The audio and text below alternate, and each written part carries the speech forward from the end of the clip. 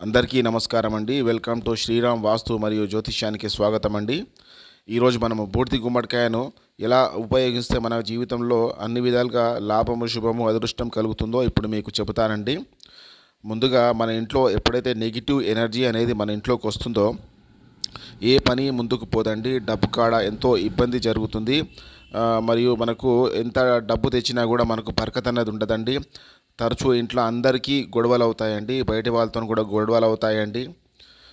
ఎప్పుడు అనారోగ్యాల పాలు అవుతామండి. ఎవరో ఒకరు హాస్పిటల్ పాలు అవడం జరుగుతుందండి. ఇంటికి ఎప్పుడైతే కనుదృష్టి, నరఘోష, నరపీడ, దృష్టి దోషాలు ఇవి ఉంటాయో అప్పుడు మనం ఏం చేయాలంటే అండి, ఏదన్నా అమావాస్య రోజు అండి, అమావాస్య రోజు ఒక బూడిద గుమ్మడికాయని తీసుకురావాలండి. బూడిద గుమ్మడికాయకు తొడిమే కంపల్సరీ ఉండాలండి. ఆ బూడిద గుమ్మడికాయను ఎప్పుడైనా కూడా నీళ్ళల్లో కడగొద్దండి.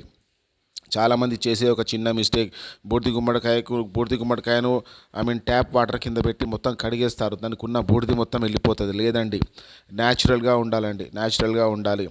ఒక ప్లేట్లో గంధం తీసుకోవాలండి. గంధంతో మొత్తం అన్ని బొట్లు పెట్టాలండి. ఇక్కడ నేను ఎలా పెట్టానో అది మీరు ఒకసారి అబ్జర్వ్ చేయండి. మొత్తం పెట్టేసి దానికి అన్ని బొట్లు పెట్టాలండి. అన్ని బొట్లు పెట్టి దానికి మనం భగవంతుని పూజా గదిలో పెట్టి భగవంతునికి ఎట్లా ఆరాధిస్తామో దానికి కూడా అలానే ఆరాధించాలండి. స్వామి కాలభైరవ, మా ఇంటికి ఉన్న నరదోష, కనుదృష్టి, దృష్టి దోషాలు, శత్రుబాధలు, అనారోగ్య సమస్యలన్నీ అతి తొందరగా తొలగిపోవాలా తండ్రి అని చెప్పి కాలభైరవానికి మీరు మంచిగా ప్రార్థన చేసుకోవాలండి. స్వామివారికి ప్రసాదం కూడా నైవేద్యం పెట్టాలండి, అగరబత్తులు పెట్టాలండి.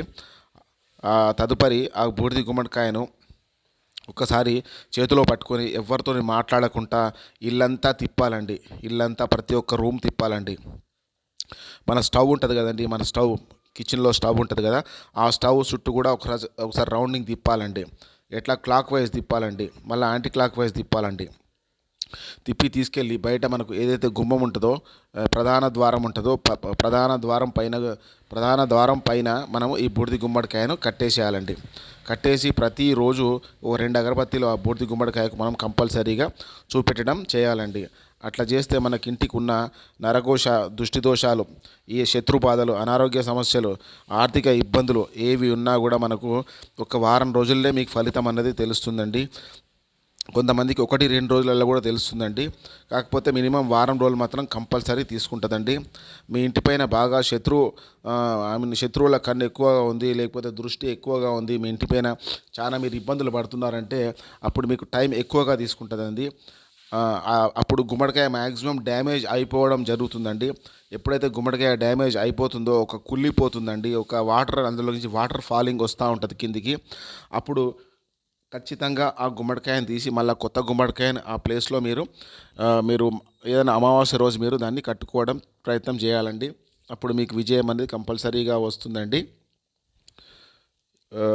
శ్రీరామ్ వాస్తు మరియు జ్యోతిష్యం అండి. లైక్ చేయండి, షేర్ చేయండి, సబ్స్క్రైబ్ చేయండి. ధన్యవాదాలండి. Thank you.